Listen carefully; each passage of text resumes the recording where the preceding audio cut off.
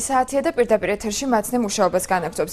ამ წუთებში საპროტესტო აქცია მიმდინარეობს ბათუმში მოქმედ თითქმის ყველა სამედიცინო დაწესებულებაში. მედიკოსები თბილისში იაშვილის კლინიკის პროფესორ პაატა გვეტაძეს სოლიდარობას უცხადებენ.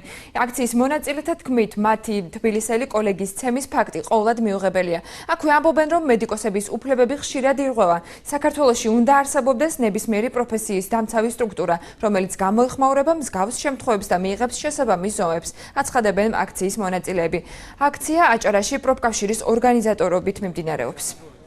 ეს არის თბილისში ძალიან სერიოზული აქცია პროფკავშირებისა და მედიკოსების ერთობლივი ორგანიზებით და ამ აქციას უერთდება რა თქმა უნდა აჭარის მედიკოსები, აჭარის მედიცინის მუშაკთა პროფკავშირები და ჩვენ გვმობთ ყველა ისეთ საქციელს, რომელიც ადამიანის უფლებების შელახვისკენ არის მიმართული. აქ კონკრეტიკას და კონკრეტულ სიტუაციების განხილვას ჩვენ არ მოუყვებით, იმიტომ რომ არ აქვს ამას არსებითი მნიშვნელობა. აქ ლაპარაკი არის იმაზე, როცა ჩვენ გვინდა ცივილიზებული საზოგადოების ფორმირება, ჩვენ უნდა ვისწავლოთ ნორმალური ურთიერთობები.